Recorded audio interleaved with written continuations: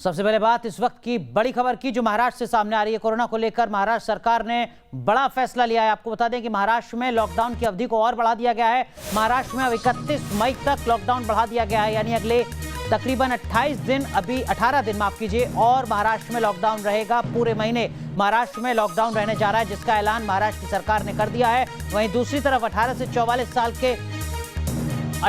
44 साल के लोगों का वैक्सीनेशन भी रोका गया है। इस तरीके की खबर सामने आ रही है। आपको बता दें इस वक्त की बड़ी खबर आ रही है कि लॉकडाउन की अवधि को बढ़ाया जा सकता है। जो अपडेट सामने आ रही है उसके मुताबिक 31 मई तक लॉकडाउन की अवधि को बढ़ाया जा सकता है महाराष्ट्र में। साथ ही साथ 18 से 44 साल के लोगों के वैक्सीनेशन को लेकर भी बड़ा फैसला लिया जा सकता है। आपको बता दें जो जानकारी शुरुआती सामने आ रही है, इसको लेकर फैसला हो सकता है। उद्धव ठाकरे को अंतिम फैसला लेना है। महाराष्ट्र में लगातार कोरोना के मामले सामने आते रहे हैं, वैक्सीनेशन को लेकर भी तमाम दिक्कतें बढ़ रही हैं। ऐसे में इस वक्त की बड़ी खबर यही कि महाराष्ट्र में कुछ बड़े फैसले लिए जा सकते हैं। लॉकडाउन को 31 मई तक के लिए बढ़ाया जा सकता है। साथ ही साथ वैक्सीनेशन को लेकर भी कुछ बड़े ऐलान कर सकते हैं उद्धव ठाकरे। सहमति बनाने की कोशिश लगातार की जा रही है। सीधा रुख करते हैं, हमारी सहयोगी ज्योत्सना हमारे साथ जुड़ चुकी हैं मुंबई से। ज्योत्सना, क्या कुछ अपडेट ये तय माना जाए कि 31 तारीख तक लॉकडाउन बढ़ रहा है? बिल्कुल सही, क्योंकि 31 तारीख के लॉकडाउन बढ़ाने को लेकर आज कैबिनेट में चर्चा हुई। क्योंकि महाराष्ट्र में अगर कोरोना के आंकड़े देखें तो 1.5 हफ्ते पहले आंकड़े हम देख रहे थे 50,000 से भी ज़्यादा थे। पिछले 48 घंटे की बात करें तो आंकड़े जो थे वो 38,000 तक पहुंच गए थे। और आज अगर पिछले 24 घंटे की बात करें, मतलब परसों की बात करें तो 48,000 थे। आज पिछले 24 घंटे की बात करें तो आंकड़े जो है वो अभी फिर से जो है वो 10,000 से बढ़ गए हैं। इसका मतलब आंकड़े महाराष्ट्र के कम ज़्यादा हो रहे हैं, पूरी तरह से कम नहीं हुए हैं। मतलब ग्राफ जो है कोरोना का वो कम पूरी तरह से नहीं हुआ। इसका मतलब साफ है कि लॉकडाउन से कुछ ना कुछ तो फायदा हुआ है। पूरे महाराष्ट्र में लॉकडाउन की वजह से संक्रमण कम हो चुका है। इसीलिए आज कैबिनेट में इन सारे आंकड़ों को लेकर, संक्रमण को लेकर चर्चा हुई। साथ ही साथ कोरोना वैक्सीनेशन को लेकर चर्चा हुई। कैबिनेट में जितने भी मंत्री हैं, मंत्रीगण हैं, उनका वो सभी इस पक्ष में थे कि लॉकडाउन जो 15 मई को खत्म हो रहा है महाराष्ट्र में, उसको 31 मई तक बढ़ाया जाना चाहिए। क्योंकि लॉकडाउन की वजह से कोरोना का संक्रमण जो है वो नियंत्रण पाया जा रहा है। इसका मतलब साफ है कि पूरा मंत्रिमंडल कैबिनेट जो है वो लॉकडाउन बढ़ाने के पक्ष में। हालांकि अभी तक क्या लॉकडाउन के एक्सटेंशन के साथ कुछ और सख्तियों का ऐलान भी हो सकता है? क्योंकि आपने और हमारे सहयोगी पंकज मिश्रा ने जो तस्वीरें भेजी हैं मुंबई से, लॉकडाउन सड़कों पर नजर नहीं आ रहा है, बड़ी संख्या में लोग सड़कों पर उतरे हुए हैं। तो क्या सख्ती के साथ कुछ नया ऐलान हो सकता है? बिल्कुल सही, क्योंकि कई बार देखा कि जैसे ही अगर आंकड़े कम होते हैं तो लोग जो है वो नियमों का उल्लंघन करते हुए दिखाई देते हैं। खुद कोर्ट ने, मतलब जो कोर्ट ने बताया कि जो रैलीज होती रहती है उस रैलीज में कई बार देखा जाता है कि सोशल डिस्टेंसिंग का उल्लंघन होता है। तो ऐसे में अब बताया जा रहा है कि जो ट्रेन के नियम है वो वैसे ही रहेंगे, ट्रेन में ट्रैवल करने को पाबंदी रहेगी। और साथ ही साथ नए नियम भी जारी किए जाएंगे, क्योंकि अभी वैक्सीनेशन सेंटर्स में जितनी भीड़ दिखाई देती थी उसकी वजह से भी संक्रमण फैलने का बहुत चांसेस था कि उसकी वजह से भी संक्रमण फैल सकता है। इसको लेकर अब वैक्सीनेशन सेंटर्स को लेकर भी नियम बनाए गए हैं। यानी कि कहीं ना कहीं संक्रमण को रोकने के लिए राज्य सरकार जो कदम उठा रही है उसमें लॉकडाउन तो है ही, साथ ही साथ जहां जहां पर भीड़ दिखाई देती है, जहां जहां पर नियमों का उल्लंघन दिखाई देगा, खास बात जो कोरोना वैक्सीनेशन सेंटर है वहां पर, और दूसरी बात जो आवागमन रहेगा, फिर वो ट्रेन से हो, ट्रैवलिंग का हो, उस आवागमन को लेकर नए नियम जो है वो बन सकते हैं। क्योंकि जिसमें बहुत संक्षेप में 18 से 44 साल के लोगों को वैक्सीन नहीं लगाई जाएगी महाराष्ट्र में, क्या ये फैसला हो चुका है या इस पर फैसला हो सकता है? इंतजार किया जा रहा है। इस पर फैसला हो चुका है कि 18 से 44 साल के लोगों का कल से वैक्सीनेशन महाराष्ट्र में नहीं होगा। क्योंकि स्वास्थ्य मंत्री राजेश टोपे ने बताया है कि महाराष्ट्र में वैक्सीनेशन की किल्लत बहुत है। 4 लाख कोविशील्ड की और 16 लाख कोवैक्सीन की डोजेस बची है। ऐसे में जो सीनियर सिटीजन हैं जिनको पहली वैक्सीन की डोज लग चुकी है उनकी समय सीमा समाप्त होती जा रही है। तो ऐसे में उन लोगों को जिन्होंने पहली डोज ली है उनको प्रायोरिटी दी जाएगी। जो कोमॉर्बिड है, जो 60 से अधिक उम्र के लोग हैं, जो दिव्यांग लोग हैं, उनको प्रायोरिटी दी जाएगी।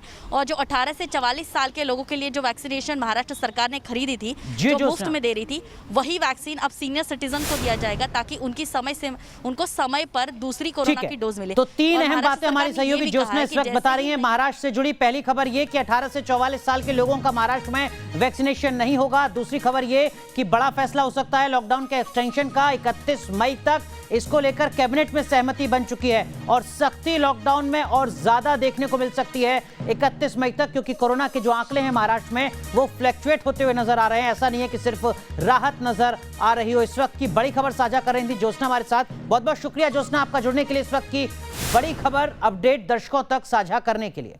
एक तरफ लोग जिंदगी बचाने के लिए इंसानियत की मिसाल पेश कर रहे हैं, तो दूसरी तरफ ऐसे जल्लाद भी हैं जो कोरोना महामारी में कालाबाजारी से बाज नहीं आ रहे हैं।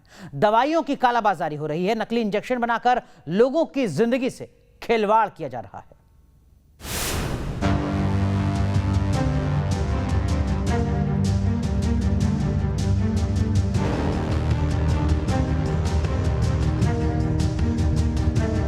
नकली इंजेक्शन बनाकर जान से खिलवाड़, प्लाज्मा की कालाबाजारी, कई गुना पैसे लेकर ब्लैक में बेच रहे हैं दवाइयां, इलाज के नाम पर मुनाफाखोरी। एक एक सांस बचाने के लिए इंसान जंग लड़ रहा है।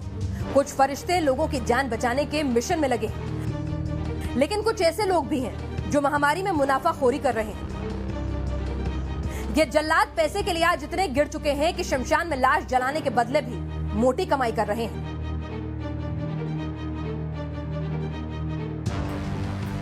दिल्ली में 2 लोगों को गिरफ्तार किया गया। ये लोग ऑक्सीजन कॉन्सेंट्रेटर और पल्स ऑक्सीमीटर की कालाबाजारी कर रहे थे। इनके पास से 10 ऑक्सीजन कॉन्सेंट्रेटर और 2000 पल्स ऑक्सीमीटर बरामद हुए।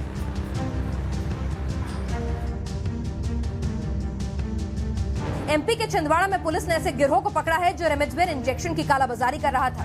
इस गैंग में अस्पताल के एक कर्मचारी को भी पकड़ा गया है।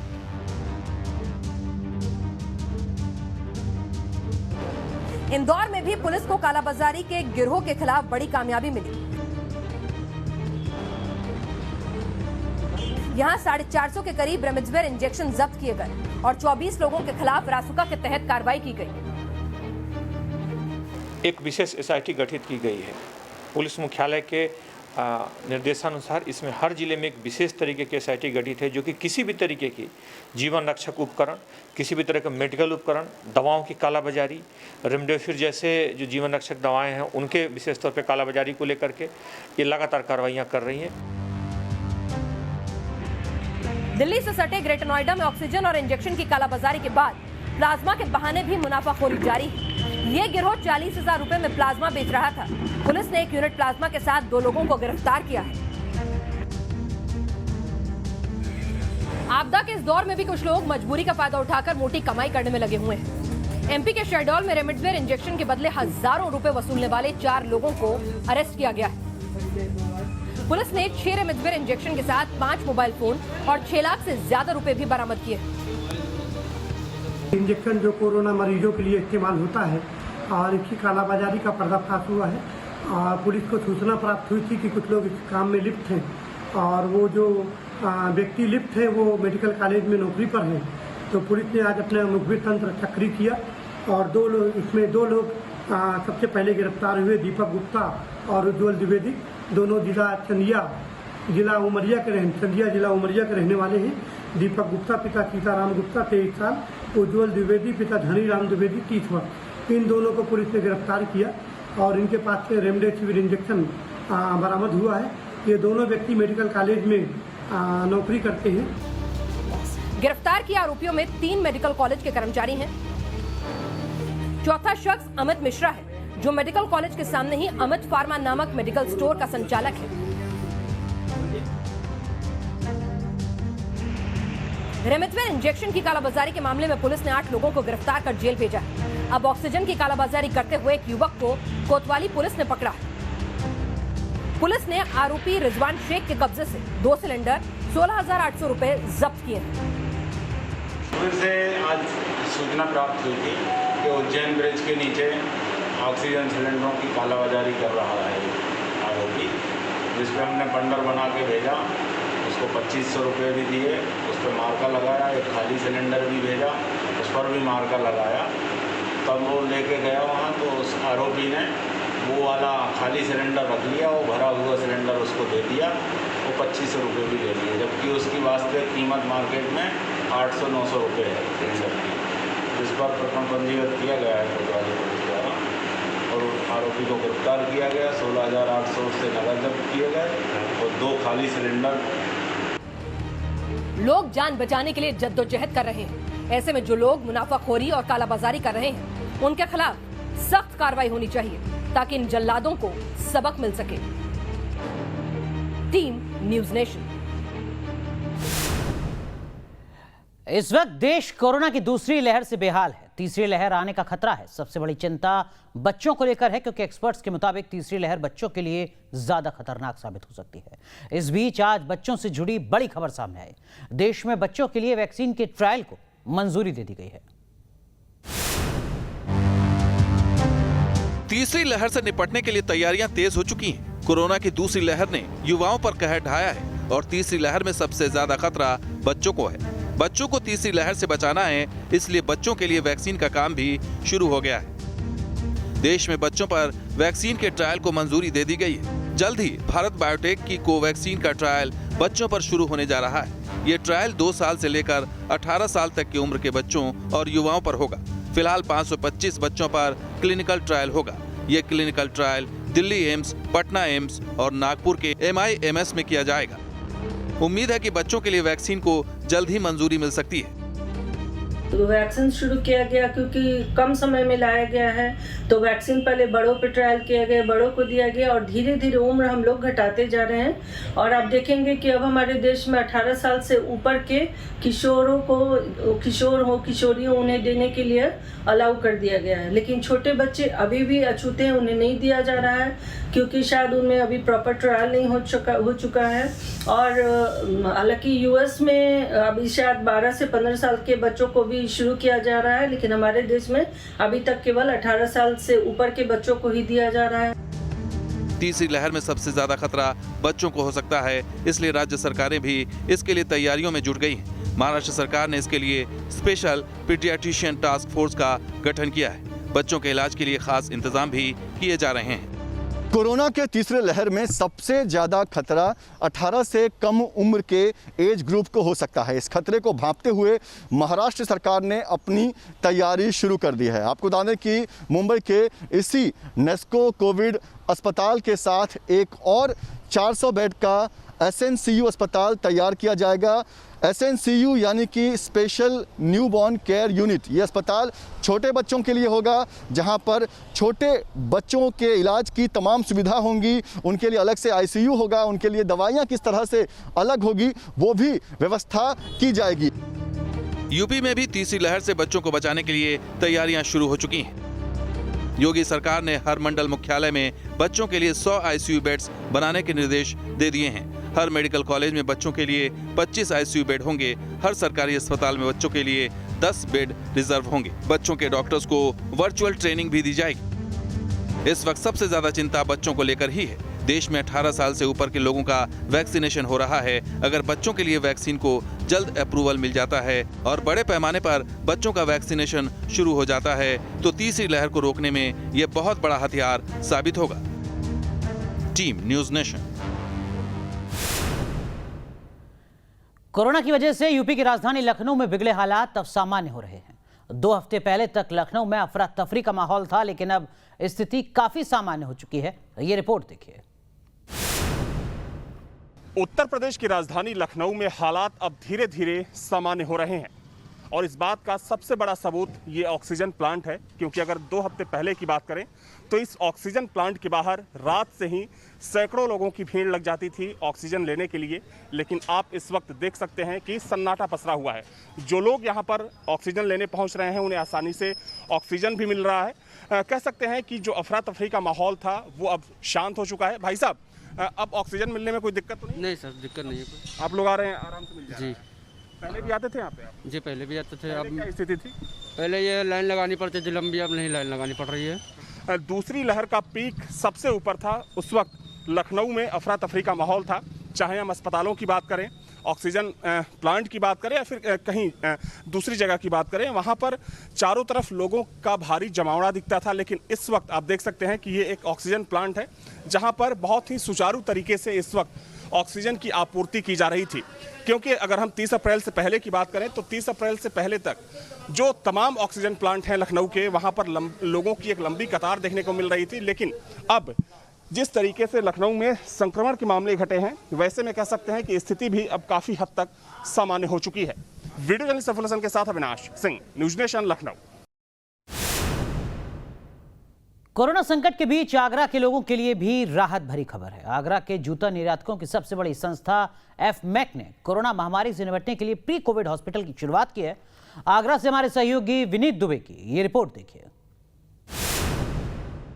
ताजनगरी आगरा के जूता उद्यमियों ने एक सराहनीय पहल करते हुए एक ऐसा अस्थायी कोविड अस्पताल बनाया है जहां पर 350 बेड की सुविधा उपलब्ध है। ये उन गरीब आदमियों के लिए है जो कि प्राइवेट अस्पतालों में नहीं जा सकते हैं, उनको इलाज वहाँ नहीं मिल पा रहा है, तो वो यहाँ आकर कोविड का इलाज करा सकते हैं। कैसी व्यवस्था है ये आपको दिखाते हैं। हम इस समय आगरा ट्रेड सेंटर में मौजूद है जो कि सीगना गांव में पड़ता है, और यहाँ पर तमाम जूता उद्यमियों ने मिलकर एक प्रयास किया और वो सफल प्रयास आप लोगों के सामने है।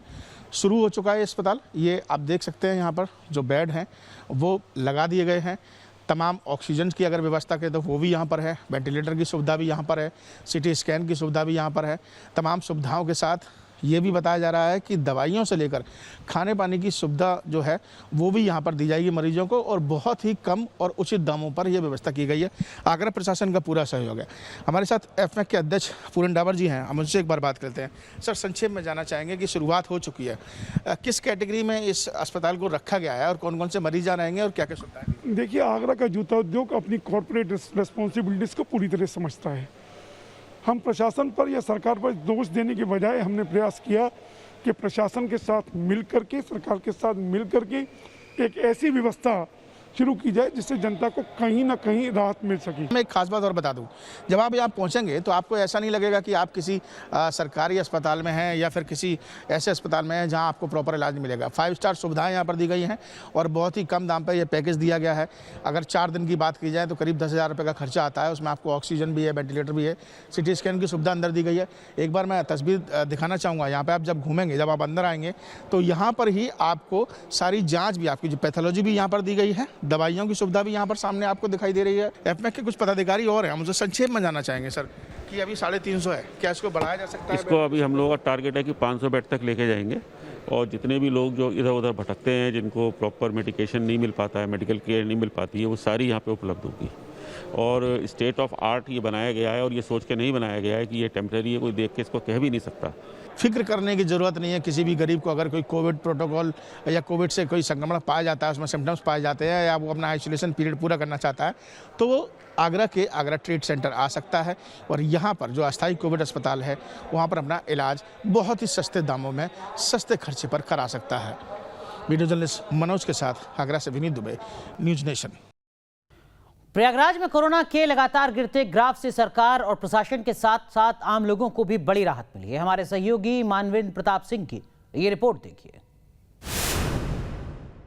लॉकडाउन के नियमों का सख्ती से पालन और TTT के फॉर्मूले ने संगम नगरी प्रयागराज में अपना असर दिखाना शुरू कर दिया है, और अप्रैल माह में बेकाबू हुए कोरोना संक्रमण पर ब्रेक लग गया है। जी हाँ, बीते 24 घंटों में केवल 202 नए संक्रमण के मामले सामने आए हैं, जबकि 6 लोगों की मौत हो गई। और अगर बात करें अप्रैल माह की, तो 17 अप्रैल को 2436 नए संक्रमित सामने आए थे, और संक्रमितों की संख्या बीते 22 दिनों में 12 गुना कम हो गई है। तो ये अपने आप में प्रशासन की एक उपलब्धि है, और सिर्फ ये आंकड़ों की बाजीगरी का खेल नहीं है। अगर हम पॉजिटिविटी रेट यानी संक्रमण दर की बात करें तो उसमें भी भारी गिरावट आई है।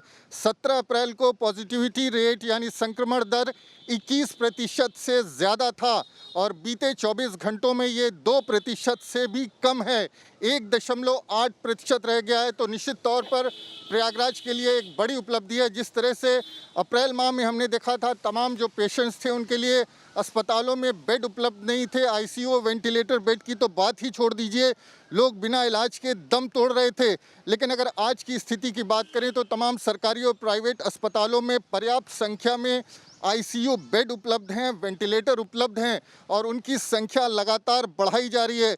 तो निश्चित तौर पर जिस तरह से प्रशासनिक अधिकारियों की बात करें तो उनका कहना है कि CM योगी के निर्देशन के चलते, साथ ही जो TTT ट्रेस, टेस्ट और ट्रीट का फार्मूला है, इसके अलावा जो कैंटोनमेंट जोन के नियम हैं उनका सख्ती से पालन कराया गया, जिसके चलते प्रयागराज में हालात काबू में आए हैं। तो देखना ये होगा कि ये स्थिति आगे भी जारी रहती है और जिस तरह से चर्चा है तीसरी लहर की, उसके लिए क्या तैयारियां की जाती हैं। तो फिलहाल प्रयागराज ने बढ़त ले रखी है कोरोना संक्रमण पर और उम्मीद की जानी चाहिए कि ये बढ़त, ये सफलता आगे भी जारी रहेगी।